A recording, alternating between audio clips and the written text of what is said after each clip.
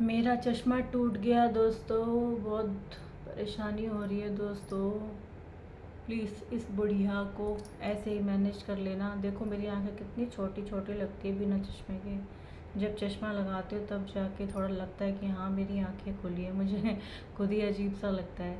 पर छोड़ो, ये टॉपिक्स तो बहुत अलग है। दोस्तों मैं ना आज एक छोटी सी बात अपने बारे में शेयर करना चाहती हूँ जो मैंने कभी नहीं करी। अब धीरे धीरे शायद मैं आप लोगों के साथ खुलने लगी हूँ ना, इसलिए मैं ये बात शेयर कर रही हूँ। आप ना आजकल देख रहे हो ना कि जो हस्बैंड वाइफ हैं वो किस तरह से एक दूसरे के ऊपर अत्याचार कर रहे हैं, मार रहे हैं, पीट रहे हैं, ये है वो है। तो ना मैं आपको अपने घर की कहानी एक बताती हूँ कि ना हम लोग 4 बहनें हैं। पता नहीं मेरे घर वाले ये चीज़ सुनेंगे तो हंसेंगे या फिर मेरे को पर्सनली कमेंट करेंगे अच्छे से। क्या है कि ना मैं ना छोटे से ना बड़े गुस्से वाली स्वभाव की हूँ। मीन्स एक तो मेरे को झूठ बर्दाश्त नहीं होता, और दूसरा मेरे को क्या है कि अगर कोई मेरे को गलत कहेगा, चाहे मम्मी है कोई है, तो मेरे को सहन नहीं होता कि मतलब मैंने तो गलत करा ही नहीं है।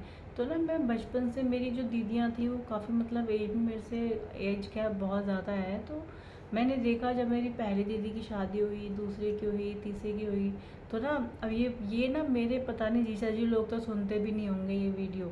तो लेकिन ये है कि मेरी दीदियाँ ज़रूर सुनती हैं, इसलिए मैं ये बात बोल रही हूँ कि ना मैंने अपनी ना दीदियों को बहुत ही अपने हस्बैंड से झेपते हुए देखा है, तीनों की तीनों दीदियों को। और जबकि मेरी दीदियाँ ना जितनी तारीफ़ करूँ उतनी कम है। एक सहन शक्ति की देवी तो मेरी माँ है। तो वो संस्कार ऐसे ठूस रखे हैं मेरी बहनों के अंदर। मैं तो संस्कार सोच समझ के लेती हूँ दोस्तों। जितना मैं सहन कर सकती हूँ मैं उतना ही लेती हूँ। लेकिन मेरी 3 बहनें हैं ना, वो तो संस्कारों की देवियाँ बना रखी है मेरी मम्मी ने। तो वो मतलब उनका क्या है कि ना मैंने उनको शुरू से देखा कि मतलब हस्बैंड आते हैं तो अजीब सी अलर्ट सी हो जाती थी वो। खाना खा लो, पानी पियोगे। जैसे मायके में हमारे जीजा जी लोग आते हैं ना, बात रिस्पेक्ट की है वो तो ठीक है।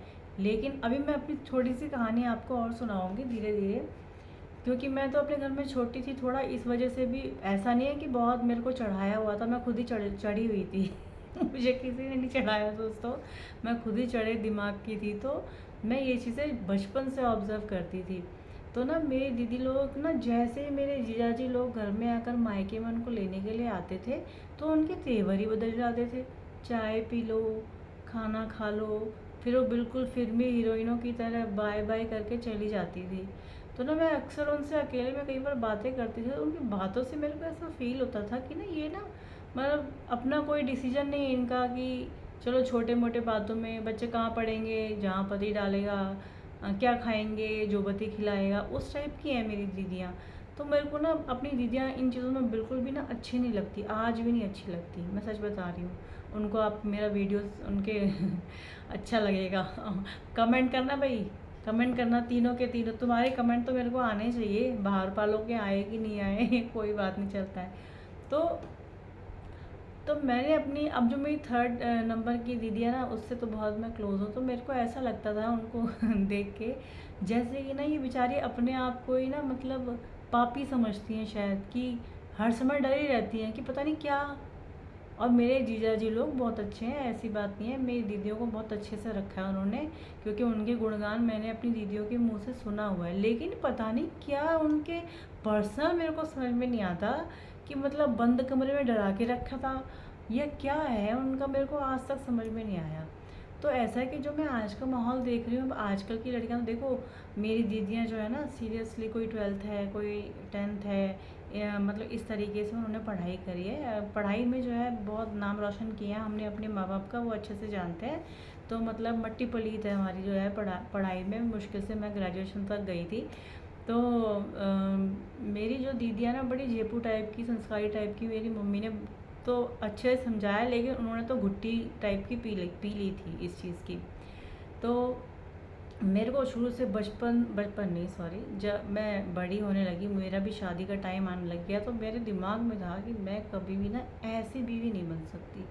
और वाकई में जो मेरी सोच थी, सोच मेरी ऐसा है कि मैं ना तो गलत कहती हूँ, कहती इन द सेंस मैं बात को सही तरीके से रखना जानती हूँ, मुझे ऐसा लगता है। बाकी मेरे भाई बहन मुझे कमेंट करेंगे तो मेरे को समझ में आ जाएगा कि कहाँ मेरी क्या गलती है। एक, मेरे को गुस्सा भी बहुत जल्दी आता है जब कोई ख़ास तौर पे मैंने सही किया है और वो मुझे झूठा साबित करने की कोशिश करता है। तो मेरे फैमिली को, अब मेरे हस्बैंड को भी पता है कि ये इसको जो है सोच समझ के हैंडल करना पड़ता है, नहीं तो ये घर में बवाल खड़ा कर देती है।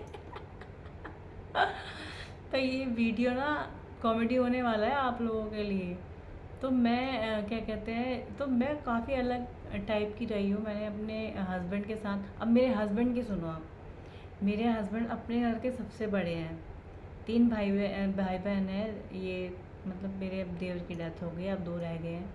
सबसे बड़े हैं लेकिन नेचर में सबसे छोटे हैं। छोटे मतलब जैसे छोटा बच्चा होता है ना, तो उस हिसाब के हैं।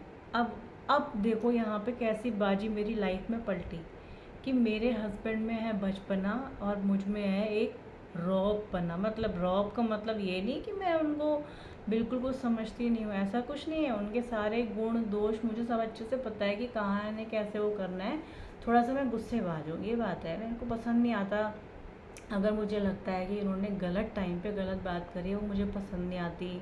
और अगर उन्होंने जहाँ पे बोलना चाहिए था वहाँ पे बात नहीं करी, वो मुझे पसंद नहीं आती। तो मेरी फैमिली जो है ना, मायके वाली तो मुझे बहुत अच्छे से मतलब जानती है, और उनको थोड़ा सा डर बना रहता है कि कहीं ये इस एज में भी घर वापस ना आ जाए। मेरी मम्मी और मेरे भाइयों को हमेशा डर लगा रहता है कि भैया इसका कुछ पता नहीं है, अगर इसकी सटक गई ना तो ये बैग लेके घर से कहीं भी चल देगी, ये हमारा भी फजीता करा देगी। तो मैं भी एक तरह की अपने घर की फजीताबाजी ही हूँ। मैं अभी तक शादी के 22 साल में हर बार मैंने कई फजीते करे हैं। तो दोस्तों, मेरे हस्बैंड जो हैं वैसे बहुत सॉफ्ट नेचर के हैं, बहुत फ्रेंडली हैं। और सच बताऊं तो उन्होंने ना मेरे को मतलब जो मेरा जो नेचर है ना, उन्होंने मुझे कभी बदलने की कोशिश नहीं करी। और मैं झूठ तो नहीं बोलूँगी, कभी इतना डिस्कशन मैं करती नहीं हूँ, क्योंकि मेरे को ये लगता है कि अगर मैं ऐसी बातें करूँगी तो उनको फालतू में लगेगा कि मैं अपनी कोई तारीफ़ करवाना चाहती हूँ, लेकिन ऐसी बात नहीं है। उन्होंने ना मतलब अब मेरे गुस्से को भी वो समझते हैं कि हाँ, कहीं ना कहीं इसका गुस्सा सही है, शायद वो इसलिए मतलब थोड़े शांत हो जाते हैं। ख़ास तौर पे जब मैं बहुत गुस्सा हो जाती हूँ तो मेरे गुस्से के अभी और भी बहुत रूप है। अभी मैं सब चीज़ें नहीं बताऊँगी, देखो धीरे धीरे मेरी पोल खुलेगी, अभी टाइम हो रहा है एक दूसरे के साथ, तो थोड़ा सा जो है मैं टाइम लूँगी। तो मैं ये आप लोगों को कहना चाहती हूँ, जो आजकल की जो लड़कियां हैं ना, ये जो इतना बदतमीज़ी कर रही हैं, धक्का मारना किसी के मतलब जी बच्चे हैं। देखिए मैं भी किसी की बेटी हूँ, मान लीजिए मेरे हस्बैंड ने मेरा गला काट दिया, एक तो वो पाप के भागीदार बनेंगे, नंबर 1। और दूसरी बात, भाई हिंदू संस्कारों के हिसाब से ठीक है, उन्हें किसी मोमेंट पे मुझ पर इतना गुस्सा आया और उन्हें मेरा गला काट दिया, ठीक है ना। तो सॉरी, गला उन्होंने मेरा अगर काट दिया तो वो पाप के भागीदार बनते हैं। मेरे माँ बाप से उन्होंने उनकी बेटी को छीन लिया, मेरी बेटी से माँ को छीन लिया, और बहुत कुछ मतलब उन्होंने अपनी लाइफ में मुझे ख़त्म करके बहुत सारी चीज़ें अपनी भी डिस्टर्ब कर ली। कोर्ट कचहरी के केस बनेंगे, बहुत सारी चीज़ें होती हैं। तो ये चीज़ जो है ना, मतलब मैं गुस्से वाली बहुत हूँ, लेकिन अगर मैं इन लोगों की जगह पर अपने आप को रखूँ, मैं मानती हूँ कि जिनके घरों में ये चीज़ें हो रही हैं ना, उन वहाँ पर अपने आप को रख कर भी सोचना पड़ता है। बस ये है, भगवान अब तो खैर अनर्थ में जो है जीवन जाने लगा है। इसको हम कलयुग नहीं अनर्थ कह सकते हैं। ये अब कलयुग नहीं है, मुझे ये कलयुग नहीं अनर्थ का युग लग रहा है। तो मैं अगर अपनी स्टोरी में ये सुना रही हूँ कि मैं अगर इन लड़की और लड़कों की जगह पे होती तो हमारा तो फाइनल डिसीजन होता कि अलग हो जाओ, अपनी ज़िंदगी जियो और हमें भी अपना जीने दो। जो हमें चाहिए होता वो हम डिमांड करते, अपने हक से लेते कि हमें भाई आप छोड़ रहे हैं या हम आपको छोड़ रहे हैं तो हम आपको ये देंगे या आपसे ये लेंगे। लेकिन जो ये अनर्थ का युग चल गया ना, ये बहुत गलत चल गया है। अब कोई रोक तो सकता नहीं किसी को। अगर मुझे गुस्सा आया है और मैं अकेले अपने राज में हूँ, मैं अपनी बेटी का गला काट दूँ या अपने पति का गला काट दूँ, उसके बाद की चीज़ें किसने भुगतनी है, वो तो मैंने ही भुगतनी है। तो मैं जो है ना बहुत गुस्से वाले नेचर की रही हूँ शुरू से, लेकिन इतनी पापी नहीं हूँ मैं कि मेरे को इतना पता है कि मैं अपने कर्मों का जो है ना, पाप कर्मों का बोझ बढ़ा दूँगी अगर मैं ऐसे करूँगी। लेकिन भाई मैं पति की ना हर बात ले नहीं सकती। ये मेरे घर में सब जानते हैं कि मैं पति की हर बात ले नहीं सकती हूँ। मैं उनकी वही बात सुनूँगी जहाँ वो सही है, और वहाँ मैं दिल से उनकी रिस्पेक्ट करूँगी, करती हूँ। और मेरे अंदर एक बहुत बुराई है, मैं बुराई भी है और सेम एज इट इज़, मतलब इक्वल रूल है ना। तो मैं उन बीवियों में से हूँ कि मेरे पति मेरी तारीफ़ करे, मैं कैसी लग रही हूँ, मैंने साड़ी पहनी है, मैं कैसी लग रही हूँ, मैं क्या खाना अच्छा बनाती हूँ ना। इस टाइप का मेरे को पसंद है ये सब करना। और ना मैं अपने हस्बैंड को, मैं कभी बहुत साल 6 महीने में एक बार उनकी किसी बात में तारीफ़ करूँगी कि हाँ आपने उस दिन ये अच्छा किया था। या मैं अपने हस्बैंड को भटजी बोलती हूँ, हमारी कास्ट भटजी है, हम उत्तराखंड से बिलोंग करते हैं।